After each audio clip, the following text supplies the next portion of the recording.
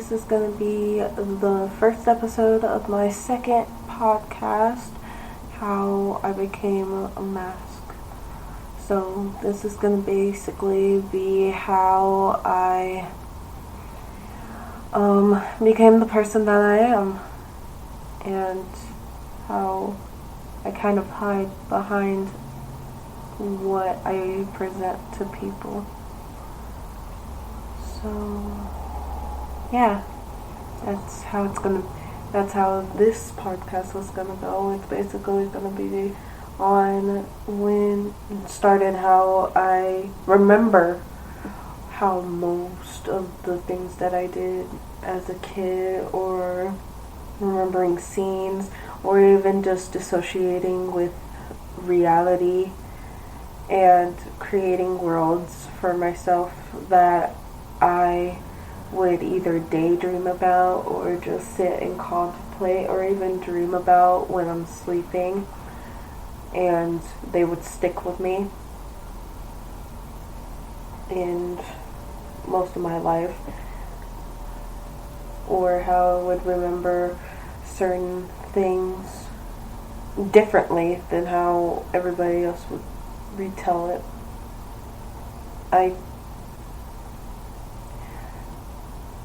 And kind of how I kind of presented myself as a people pleaser and as a really, really happy person, even though I have lots of anxiety and depression, and I don't want to be happy all the time, but because I don't want to worry people, I constantly put up this mask of being happy and never showing my feelings unless it becomes overbearing or overwhelming.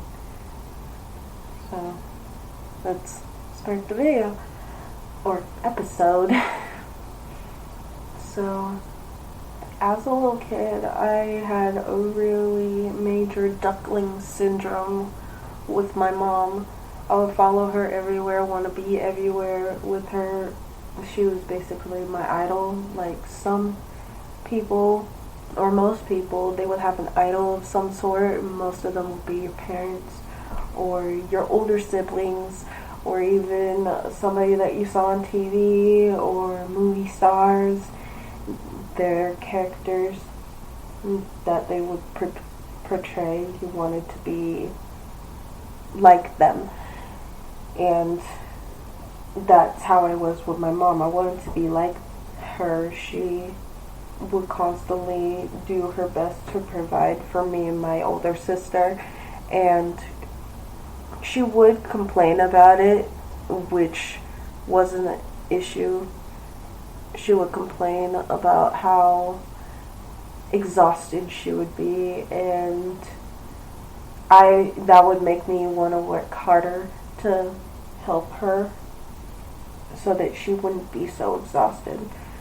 I was kind of like those manga little kids that they called latchkey kids, if I'm saying that correctly, that would take care of everything or take care of the household while the parents are away, and that was me. My older sister didn't really care for me.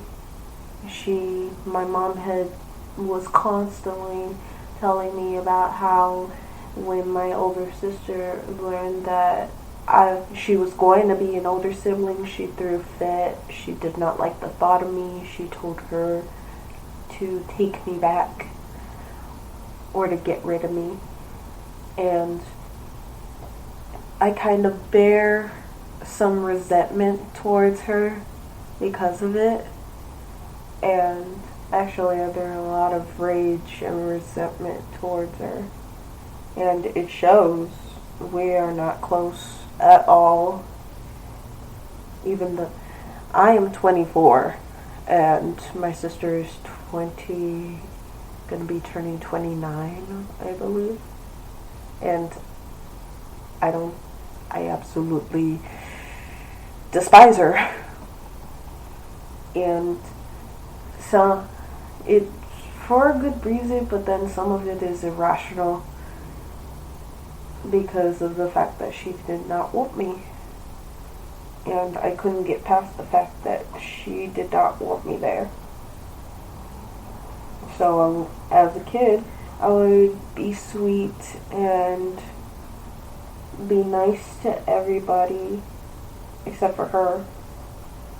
I would bully her, and I would be mean and vindictive, and I would blame her on things that I did, even though later on I would fess up because I couldn't deal with the guilt. But I would still blame her, and it kind of festered into this deep-seated resentment towards her. So that's my relationship with my sister. So we got along for a little bit as a kid, because as kids we don't really understand what's going on. We don't understand why people don't like us, or even if they tell us the reason why they don't like us, we'd still brush it off, or we would be all like, okay, I can make them like me, I can be better. And in our opinion, we can always be better as a kid. As we grow older, we start to realize that if that person still has that resentment towards us, we start to realize that this is it. This is how it's going to be. We can't fix this. And we start to burrow deep inside of either a sense like, nobody, if my own family does not like me, who else will? And my mom and my sister and my grandma had horrible relationships. They would constantly fight, with my grandma always taking my sister's side, and my mom and my sister would always be at odds, because even though my mom would try to say, or every parent tries to say, I don't play favorites, that wasn't right. I knew that I was my mom's favorite, and I think my sister hated me for that more, that I was my mom's favorite. So she would rebel, and I learned what not to do, at least publicly. I would still do it, but I wouldn't get caught. So I learned not to do it, where I learned to lie better. I learned to sneak better. I learned to be a better horrible person. And I hated that about myself. So I started being more cheerful, more putting on this face of absolute happiness, as even though I am dying inside. And I started to dream up worlds that would never happen, or never did happen, or wasn't, or dream up scenarios of what had just happened and what could have happened if I did stuff differently. And I would be in my head most of the time, but not show it. I have learned in ways to keep myself present, but not be present. Like, some people are kind of like automatic, or they have this automatic response where they distance themselves from everything around them, but they make it seem like they're there. And that's what I did.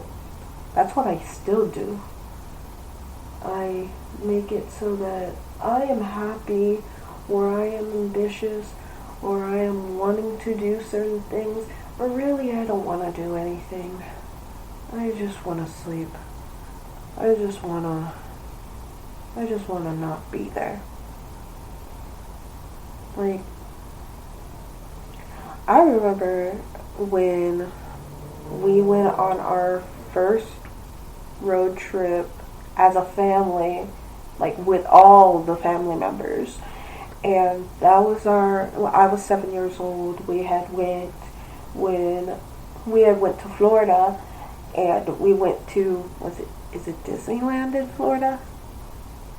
Or is it Disney World? I think Disney World is in California. I'm not really sure. Somebody please help me. But, we had went to the theme park, and I remember being so happy and being so cheerful, but I can't feel joy when I think about it.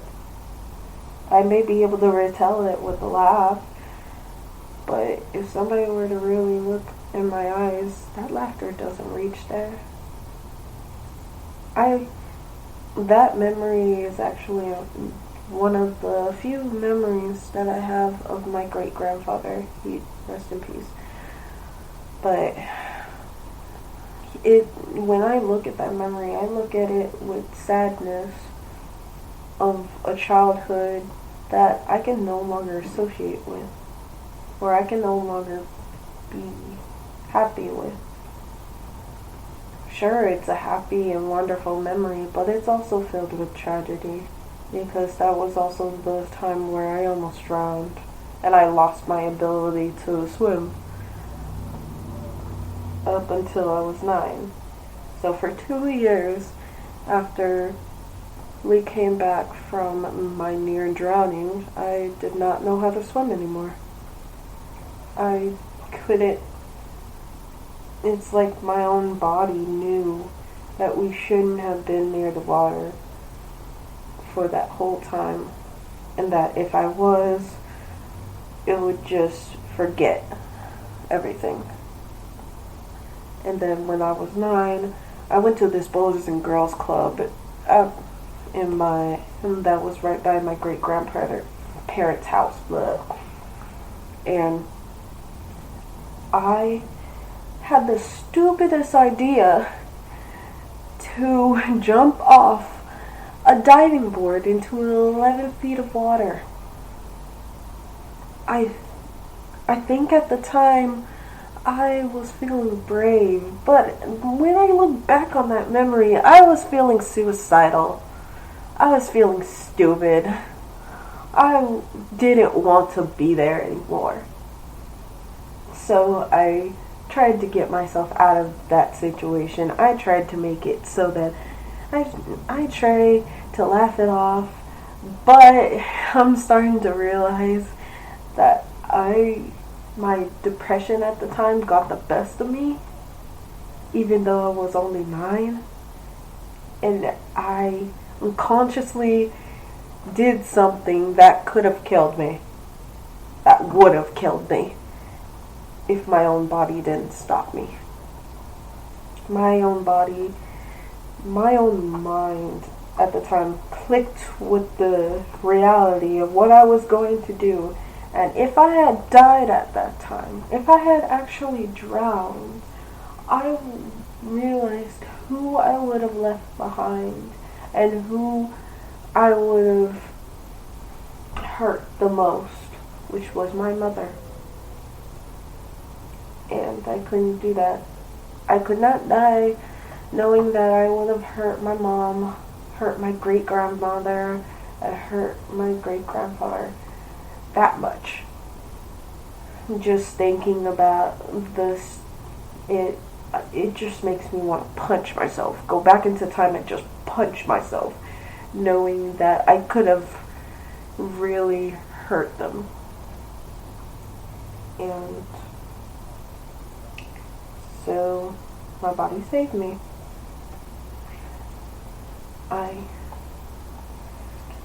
That was the first, I think, thinking back, that was actually the first time that I tried to kill myself.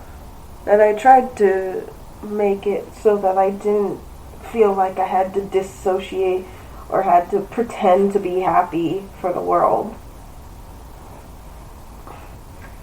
And but I lived.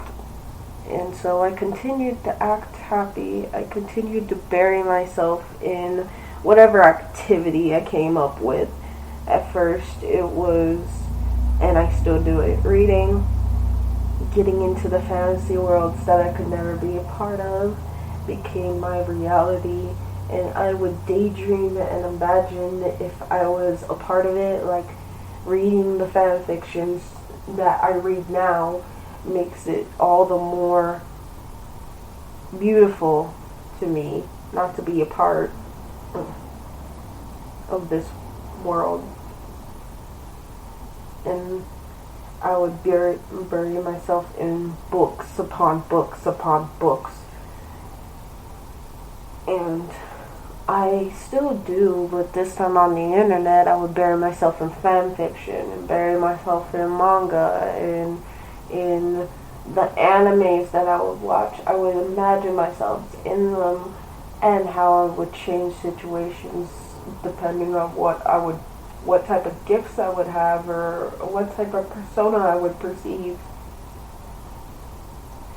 And it started out with that, and then when I saw that my mom was suffering so much, having to take care of 2 children and do 2 jobs and still have to come home and cook and clean, and it was exhausting to her, so I started taking that up. I started cooking every single day. Every Wednesday I would go and be a part of the cooking club once I got into middle school. I founded that cooking club just so I wouldn't be a burden to my mother. I wouldn't be home enough to where she felt like she had to take care of me as often. I would spend most of my time at the library, so I was only at home maybe, I don't even know, like almost, I would say, not even 2, 3, maybe 4 hours out of my day. 4 or 5 hours. And I would try to spend as much time outside of the house so that after I would do my chores, I would spend it with friends so that my mom wouldn't have to worry about feeding me and worrying about what I'm doing. I'm sure she's still worried, but she wouldn't have to worry as much as long as I was with my friends and their parents. So I made sure that I wasn't home most of the time. And I had a best friend at the time. His name was Chris. And he helped me dive into the worlds that I wanted to be in. We started out with Pokemon, trying to catch invisible Pokemon throughout our apartments. And I had an army of Wurmples with 1 Weedle there. I don't know how it got there, but I had a Weedle and I had an army of Wurmples.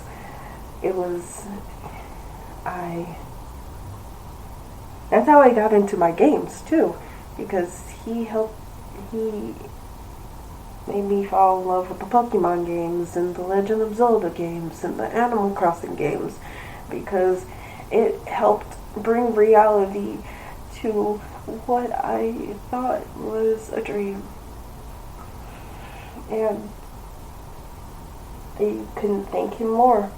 Right now, we're not as close as we used to be.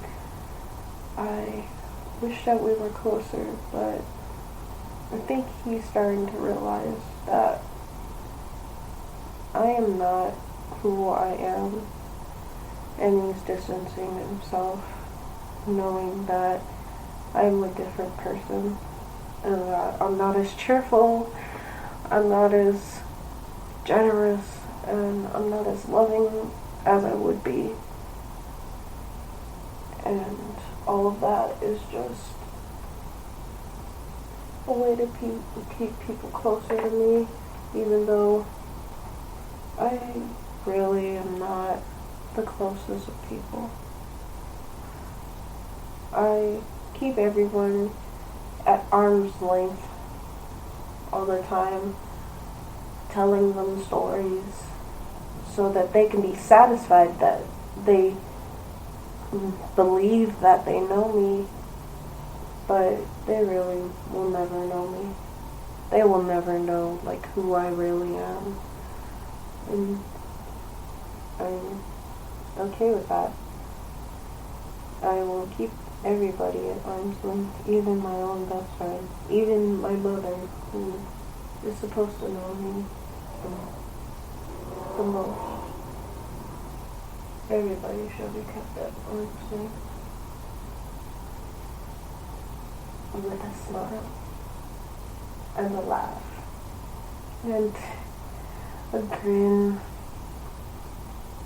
with playfulness and with exaggeration, with all the quirkiness that I seem to dig up. They will be kept at a distance, because that's where I want them to be. When I'm home alone, like I am now, I do not have to smile. I do not have to laugh. I do not have to be a loving person, or even have to show all the craziness or all the quirkiness that I put on a show day to day. I can just sit there and dream, go into my own little bubble, and dream of a reality of what would it be like if I didn't have this mask, I didn't show this cheerfulness, if I actually showed who I am.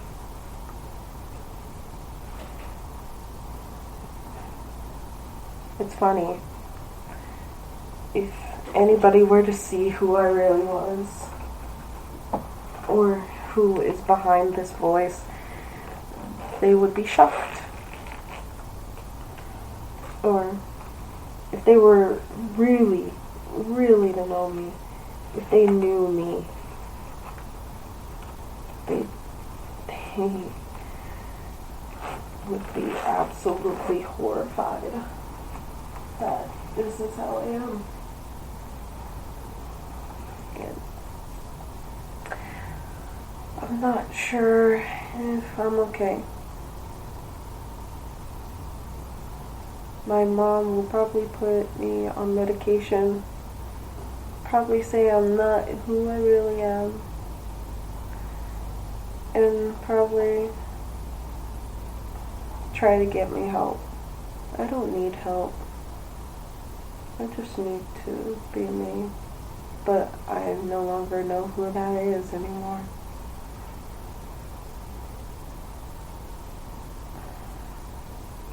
Well, next episode is probably going to be about specific dreams that I have, or even like what I've dreamt of, like everything that I've daydreamed, and it's gonna be in several parts, because it's gonna be going from scenario to scenario, from dream to dream, from one reality to the next, and we'll dive deeper into what my subconscious has actually thought of, and how I perceived it to be, and I'll be asking questions about how other people perceive it to be, and answering questions. So stay tuned. Thank you for listening. Okay, bye.